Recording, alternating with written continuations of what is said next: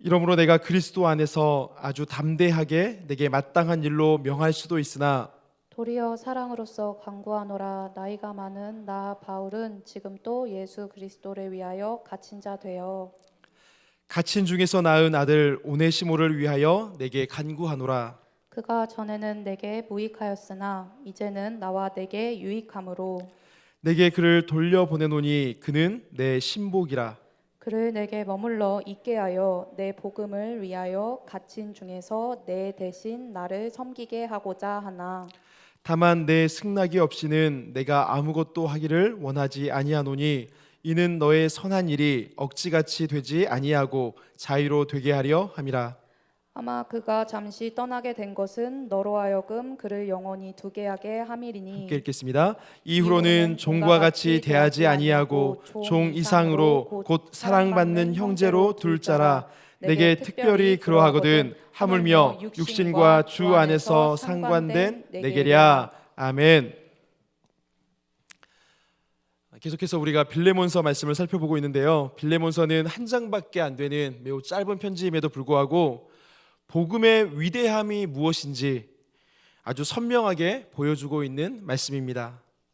그래서 우리가 잘 아는 종교개혁자 칼빈은 기독교의 용서가 꽃처럼 피어있는 책이라고 말했고, 또 루터는 빌레몬서를 가리켜서 기독교가 말하는 사랑의 위대한 본이 되고 있는 책이라고 말했습니다. 시간이 3주나 지나서 생각이 나실지 모르겠지만 첫 번째 시간에는 우리가 회복해야 할 믿음의 교제가 무엇인지, 또 이러한 믿음의 교제가 회복될 때 우리 공동체에는 어떤 유익이 있는지를 살펴봤습니다. 생각나시죠? 네. 전혀 생각이 안 난다는 표정이신데요. 괜찮습니다. 복습하는 차원에서 앞부분을 한번 정리하고 오늘 본문으로 들어가 보도록 하겠습니다. 먼저 빌레몬서에서는 우리가 꼭 기억해야 될 세 사람이 있다고 말씀을 드렸습니다. 첫 번째는 이 편지를 쓰고 있는 사람, 이 편지를 기록한 사람이 있습니다. 그가 누구입니까? 사도 바울입니다. 사도 바울이 이 편지를 기록했고요. 두 번째는 이 편지를 받는 사람, 이 편지의 수신자가 있습니다. 그가 누구입니까? 빌레몬이라고 하는 이 편지에 이름이 붙어있는 빌레몬이 바로 이 편지의 수신자입니다. 이 빌레몬은 우리가 조금 익숙하지 않은 이름이긴 하지만 목회자가 아닌데도 불구하고 온 집안이 복음을 위해서 충성하고 헌신했던 사람이라는 것을 우리가 말씀을 통해서 볼 수가 있습니다. 그래서 골로새 교회가, 이 빌레몬이 섬기고 있었던 골로새 교회가 든든하게 세워져 나가는 데 있어서 빌레몬뿐만 아니라 그의 가정 모두가 아주 귀하게 밑거름이 되었습니다. 이런 빌레몬에게 바울 사도가 어떤 칭찬과 어떤 격려를 하고 있는지 우리 5절에서 7절 말씀을 함께 보도록 하겠습니다. 5절에서 7절 말씀을 우리 같이 한번 읽도록 하겠습니다. 시작. 주 예수와 및 모든 성도에 대한 내 사랑과 믿음이 있음을 들음이니 이로써 내 믿음의 교제가 우리 가운데 있는 선을 알게 하고 그리스도께 이르도록 역사하느니라. 형제여, 성도들의 마음이 너로 말미암아 평안함을 얻었으니 내가 너의 사랑으로 많은 기쁨과 위로를 받았노라. 아멘. 생각만 해도 감사와의 기도가 절로 나오고, 생각만 해도 기쁨의 웃음을 짓게 만드는 그런 사람, 곁에만 있어도 정말로 이 사람과 하나님이 함께 하시는구나, 이것을 깨닫게 만드는 사람. 그래서 이 사람이 믿고 있는 하나님을 나도 더 알고 싶고 나도 더 잘 믿고 싶어지게 만드는 사람, 그런 사람이 바로 빌레몬이었다라고 하는 것입니다. 결국 빌레몬의 이런 삶을 통해서 많은 사람들이 우리 가운데 역사하시는 하나님을 경험하게 되었고, 결국에는 많은 사람들을 그리스도께로 가까이 이끌었다라고 바울 사도가 빌레몬을 격려하고 빌레몬을 칭찬하고 있는 것입니다. 주 안에 하나님 성도 여러분, 그렇다면 오늘 우리는 어떤 신앙생활을 하고 있습니까? 예배는 안 빠지고 잘 드리고 있는데, 기도도 전도도 봉사도 열심히 하고 있는데, 우리 안에서 주님에 대한 사랑과 믿음의 소문이 흘러나오고 있습니까? 우리 안에서 성도에 대한 사랑과 믿음이 불일 듯 일어나고 있습니까? 이 집사님 아니고요. 이 집사님, 이 권사님만 생각하면 우리의 마음 가운데 기쁨이 넘쳐납니다. 감사의 기도가 절로 넘쳐나고 나도 모르게 기쁨의 미소가 지어집니다. 이 권사님 곁에만 있어도 하나님이 함께 하시는 것을 느낄 수가 있고, 이 권사님처럼 나도 하나님을 더 잘 믿고 잘 따라가고 싶습니다. 우리가 누군가에게 이런 사람이 되고 있느냐는 것입니다. 물론 제가 볼 때 우리 교회에 이런 분들 진짜 많이 계십니다. 귀한 헌신과 섬김을 통해서 사람들로 하여금 우리 가운데 역사하시는 하나님을 경험하게 하고, 또 우리를 그리스도께로 한 걸음 한 걸음 더 가까이 인도해 주시는 그런 분들이 많이 계십니다. 문제는 우리는 이런 분들이 내 곁에 있어 주기만을 바랄 뿐이지, 우리 각자가 이런 사람이 되려고 그다지 애쓰지 않는다는 것입니다. 또 우리를 통해서 사랑과 믿음의 소문이 퍼져나가기보다는 오히려 다툼과 불신의 소문들이 퍼져나고 있는데도 우리는 우리의 그릇된 말과 행동을 고치려고 하지 않는다는 것, 이것이 문제인 것입니다. 그러다 보니 빌레몬은 성도들의 마음에 평안을 주고 기쁨과 위로를 줬다라고 하는데, 우리는 도리어 성도들에게, 교회에 근심을 주고 슬픔과 걱정을 안겨주게 만드는 경우도 많다는 것입니다. 말씀을 준비하면서 저 역시도 빌레몬과 같이 그렇게 살지 못한다라고 하는 것이 참 많이 부끄러웠고, 또 성숙한 신앙인의 모습을 갖추지 못했다는 것을 깨닫고 마음에 많이 찔렸습니다. 또 하나님과 성도님들께 참 죄송한 마음도 들었습니다. 그런데 이 말씀을 가지고 말씀을 준비하던 중에 지난번에는 무심코 지나쳤던 한 단어가 눈에 들어왔습니다. 바로 5절에 있는 모든 성도라고 하는 단어였습니다. 그냥 성도라고만 해도 의미 전달이 충분할 것 같습니다. 그런데 왜 부담스럽게 모든 성도라고까지 했을까요? 사실 우리는 나와 친한 사람, 나에게 잘해주는 사람, 나에게 유익이 되고 도움이 되는 그런 사람들에게는 좋은 관계를 맺으려고 부단히 애를 쓰며 살 때가 많이 있습니다. 그런데 나와 맞지 않는 사람, 나와 다르고 나보다 약한 사람을 대할 때는 그저 무관심하거나 사랑으로 대하지 못할 때가 많습니다.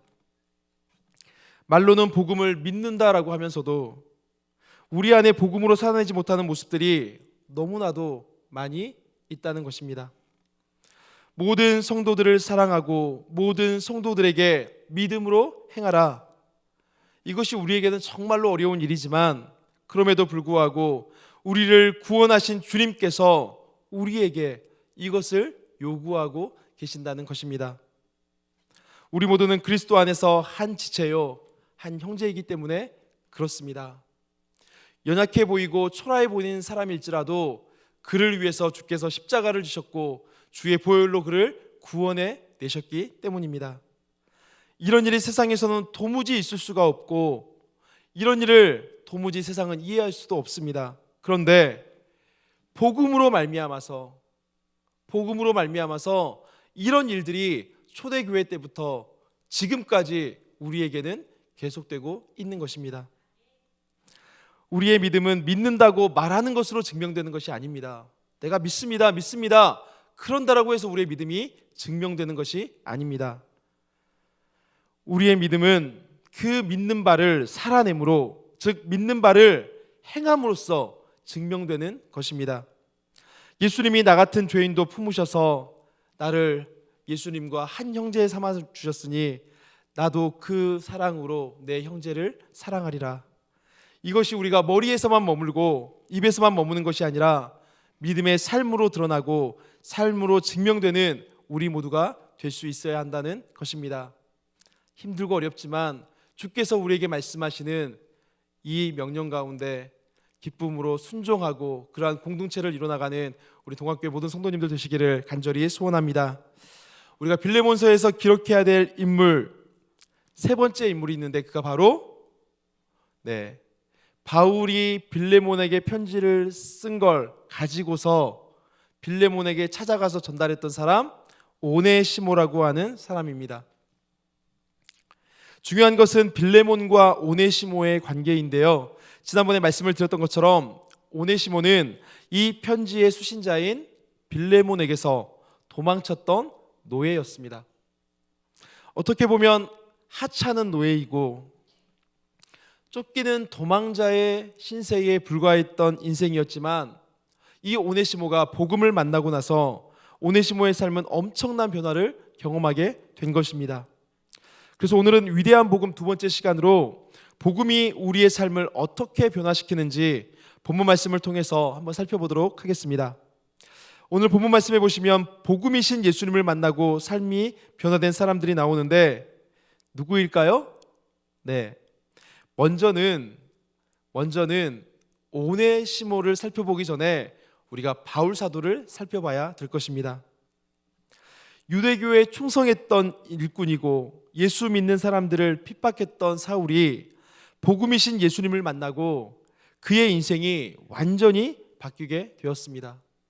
그래서 이제는 유대교에 충성하는 것이 아니라 내 생명의 주인 되신 주님을 위해서 그의 삶을 던져서 희생하고 헌신하고 충성했던 사람이 우리가 잘 알고 있는 사도 바울입니다. 그리고 변화된 사도 바울을 통해서 복음이 골로새 지역에 있는 빌레몬에게 전달되게 되었습니다. 빌레몬이 예수 믿기 전에 어떤 삶을 살았는지 성경이 자세하게 기록하고 있지 않기 때문에 우리가 다 알 수는 없습니다. 그런데 당시에 노예를 거느리고 있었고 또 자기 집을 교회로 쓰게 할 만큼 부자였다라고 하는 것을 생각해 본다 그러면 빌레몬 역시도 예수 믿기 전에는 세상 사람들처럼 돈을 쫓아가고 자신의 안위를 위해 살았을까 추측해 볼 수 있습니다. 그런데 이랬던 빌레몬이 바울 사도를 통해서 예수님을 믿게 되었고 앞에서 살펴봤던 것처럼 그의 삶이 완전히 변화되게 되었습니다. 빌레몬이 어떻게 변화되었는지는 우리 뒷부분과 다음 시간에 한 번 더 살펴보기로 하고요. 그렇다면 오네시모는 어떻습니까?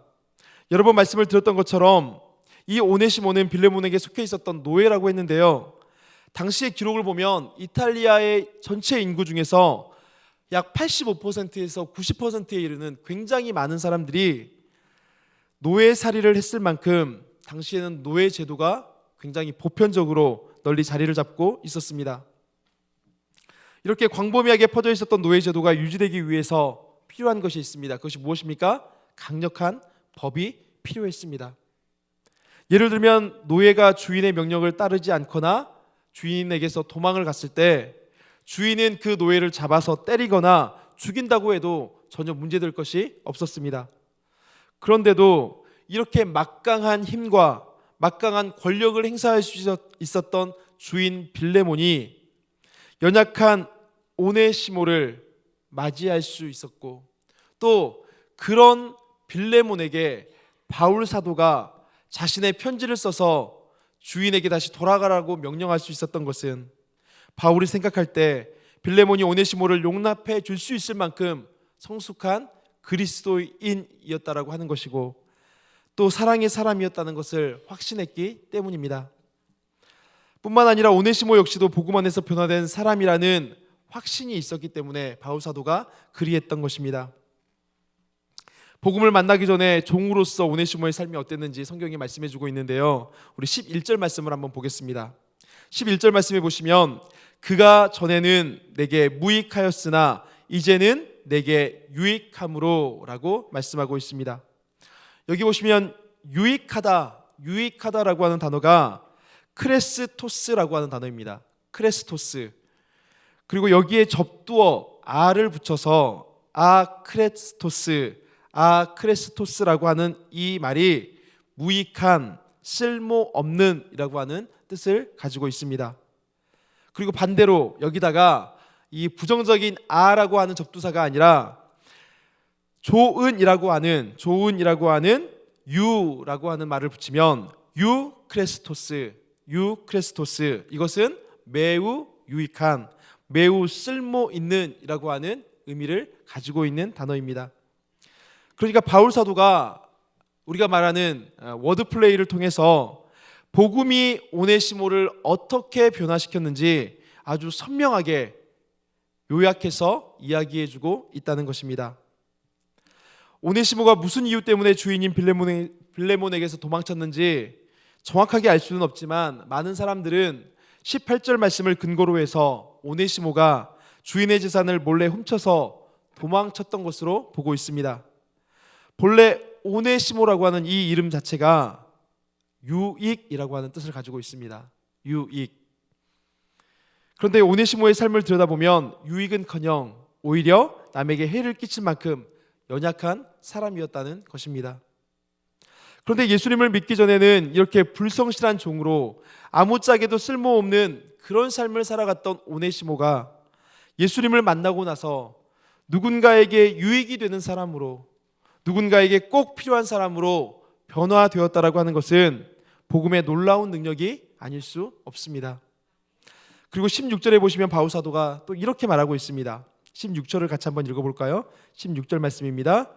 이후로는 종과 같이 대하지 아니하고 종 이상으로 곧 사랑받는 형제로 둘 자라. 아멘. 종 이상으로 곧 사랑받는 형제와 같은 그런 인물이 되었다라고 하는 것입니다.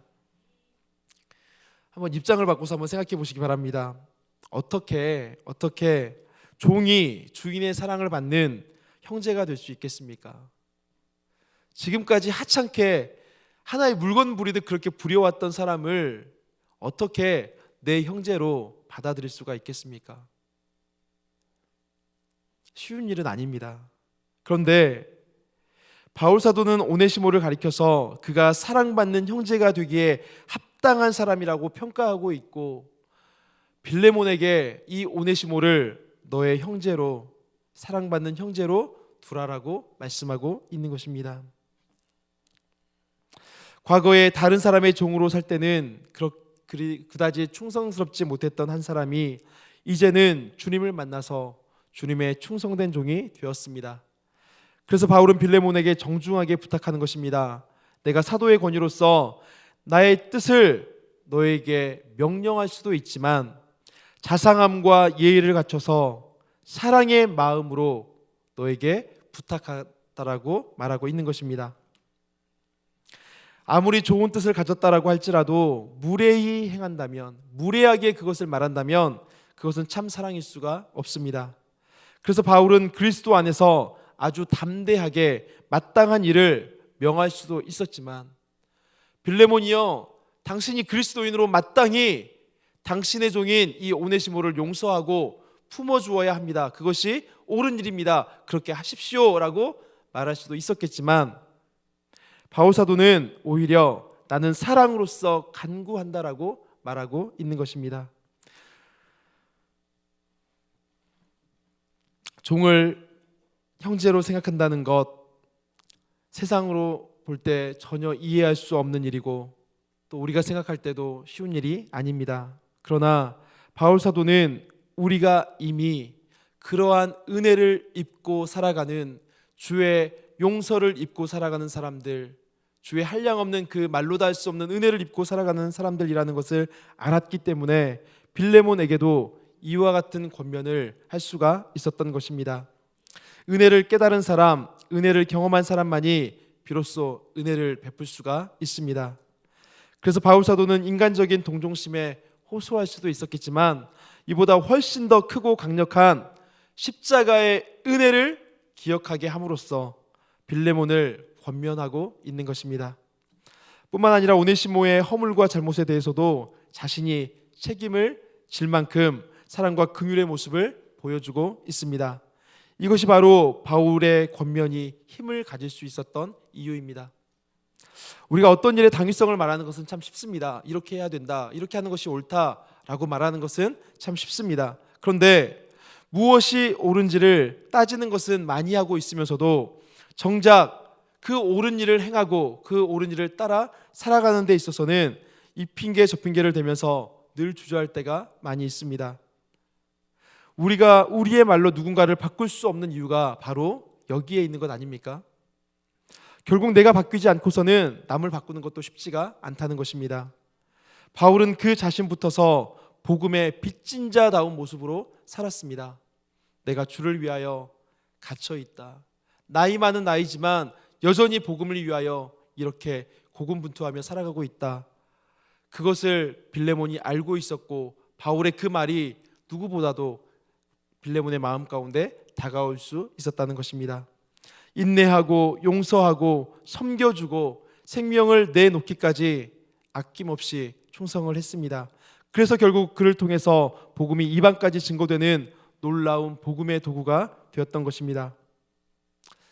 그런데 오늘 우리가 구하는 것은 무엇입니까? 그리스도를 위해 산다고 하면서도 내 것은 조금도 손해보지 않기를, 우리는 이런 것만 구하며 살 때가 많이 있습니다. 그리스도를 위해 살기 때문에 억울한 일, 손해보는 일은 절대 없어야 된다라고 그렇게 생각하며 살 때가 많이 있습니다. 결국에는 다른 사람의 유익이 아니라 오로지 나의 안위와 나의 유익을 위해 쫓아가고 있지 않은지 우리의 모습을 돌아보아야 한다는 것입니다. 만약 바울이 그렇게 살고 있었다면 이런 능력은 나타날 수 없었을 것입니다. 바울의 능력은 오히려 약함에 있었습니다. 바울의 능력은 오히려 낮아지는 데 있었습니다. 그래서 빌레몬에게 보내는 바울의 편지가 힘이 있었던 이유가 바로 여기에 있다는 것입니다.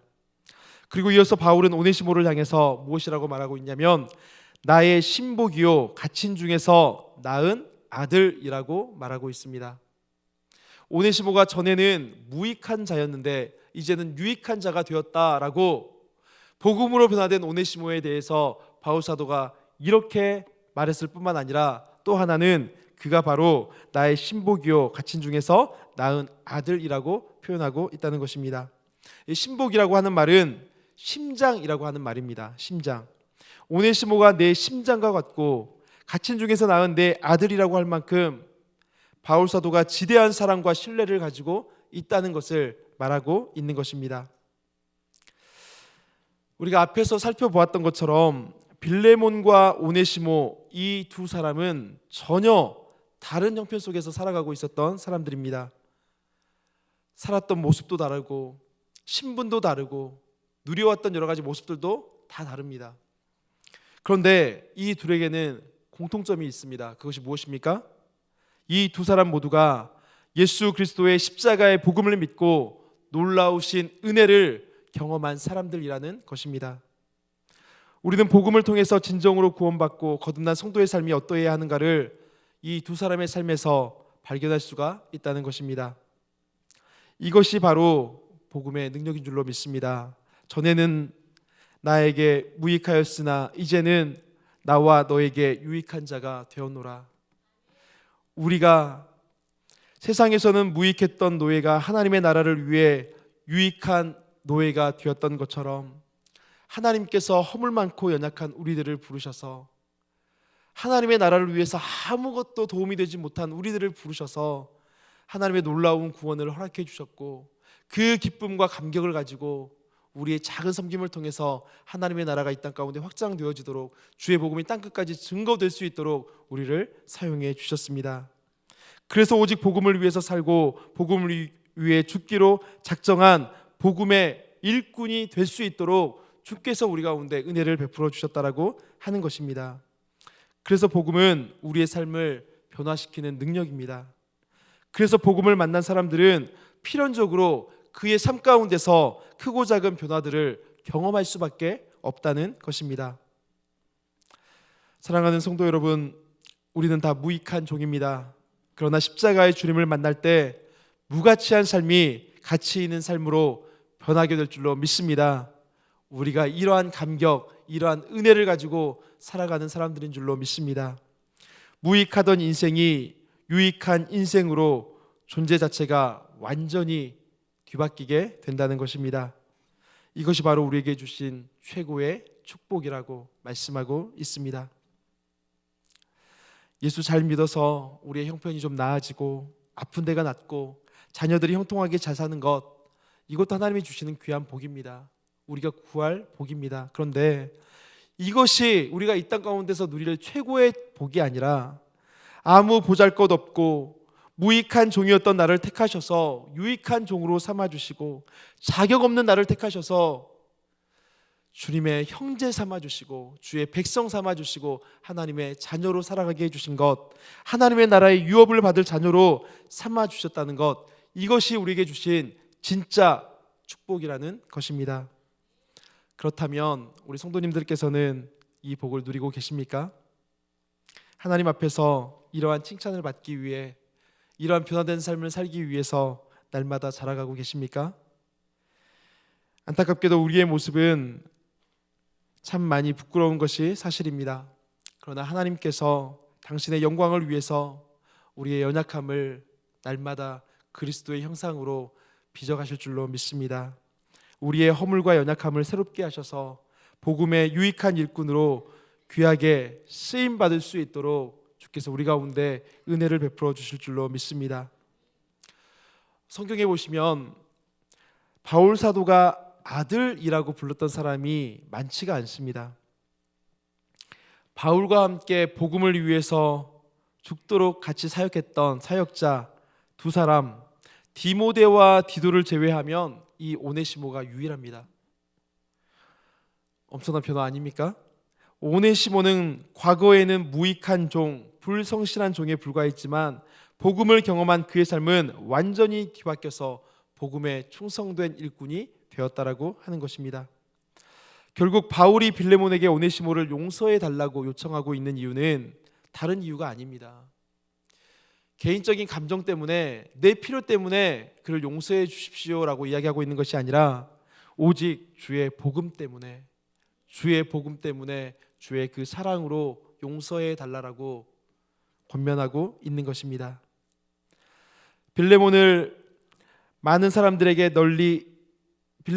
이 많은 사람들에게 인정받았던 골로새 교회의 지도자로서 자신의 역할을 감당하고 있었습니다. 그런데 이제는 그 빌레몬을 대신해서 바울 곁에서 바울을 섬길 수 있을 만큼 변화받고 충성된 이 사람을 용서해주고 이를 통해서 하나님의 나라가 이 땅 가운데 드러나게끔 당신이 베풀어 달라고 하는 것입니다. 우리가 오네시모의 행적에 대해서 자세하게 알 수는 없지만 교회사에 언급되어 있는 여러 가지 기록들을 살펴보면 바울의 편지들을 모아서 집대성했던 인물이 바로 이 오네시모가 아니었을까 사람들이 추측을 하고 있습니다. 또 어떤 학자들은 오네시모가 목회자가 되어서 복음을 위해서 남은 여생을 충성했던 사람이라고 하고 있습니다. 어찌되었건 분명한 것은 예수님을 만난 이후에 오네시모의 삶은 유익한 복음의 일꾼으로 완전히 바뀌었다라고 하는 것입니다. 이러한 오네시모를 위해서 바울은 사랑의 마음을 담아서 아주 정중하게 편지를 쓰고 있는 것입니다. 믿음 안에서 하나가 된다는 것이 바로 이런 것입니다. 우리가 계속해서 교회됨을 이야기하고 있는데 교회 안에서 이루어져야 될 우리의 교제, 우리의 코이노니아가 바로 여기까지 나아갈 수 있어야 한다는 것입니다. 바울 사도는 주 안에 하나 된 형제 빌레몬에 대해서 그 누구보다도 잘 알고 있었습니다. 그렇기 때문에 다른 사람 같으면 이 종을 돌려보내면 그가 어떻게 될지 장담할 수가 없었지만 이 종의 주인이 빌레몬이기 때문에 빌레몬에게 오네시모를 돌려보낸다면 도망친 종일지라도 이 빌레몬이 오네시모를 반드시 용서하고 그를 주의 말씀으로 품어주리라고 하는 확신이 있었기 때문에 빌레몬에게 편지를 쥐어서 오네시모에게 편지를 쥐어서 주인인 빌레몬을 향해서 갈 수 있도록 했다라고 하는 것입니다. 오네시모도 마찬가지겠죠. 주인에게 도망친 종이 제 발로 주인에게 다시 찾아가는 것은 무모한 일입니다. 바울 사도가 편지를 써서 이거 가지고 주인에게 돌아가라라고 이야기를 했다라고 할지라도 오네시모 안에 주인인 빌레몬에 대한 믿음의 확신이 없고 또 자신에 대한 변화된 자신에 대한 자신의 죄에 대한 회개함이 없다라고 한다 그러면 절대로 돌아가지 않았을 것입니다. 그런데 오네시모는 도망친 종이 다시 잡히게 되면 어떻게 될지를 누구보다도 잘 알고 있었지만 두렵고 떨리는 마음일지라도 주인 앞에 나아가서 용서를 구했던 것입니다. 그래서 결국에는 이 복음이 바울의 삶을 바꿨을 뿐만 아니라 그의 동역자인 빌레몬의 삶도 바꾸었고 오네시모의 삶도 이렇게 바꾸었던 것을 우리가 말씀을 통해서 볼 수가 있는 것입니다. 우리 안에도 이러한 복음의 능력이 회복될 수 있기를 간절히 소원합니다. 이러한 간절함을 가지고 복음을 만난 그 감격으로 다시금 돌아갈 수 있는 우리 모두가 될 수 있기를 소원합니다. 강력한 십자가의 은혜, 복음의 능력이 죄와 욕심으로 가득한 나의 마음을 깨트려 주시고 모난 나의 삶, 나의 입술도 변화시켜 주시옵소서. 예수 믿고 변화된 나의 삶을 통해서 내 가정에 하나님의 살아계심이 증거되고 내가 만나는 모든 사람들에게 복음의 능력이 증거되는 복음의 증거가 될 수 있도록 주님 나를 사용하여 주시옵소서. 우리가 날마다 이러한 간절한 소원을 가지고 하나님 앞에 살아가는 은혜가 있기를 간절히 소원합니다. 빌레몬서에 흐르고 있는 가장 큰 주제는 이 복음과 또 복음을 통한 용서를 이야기하고 있습니다.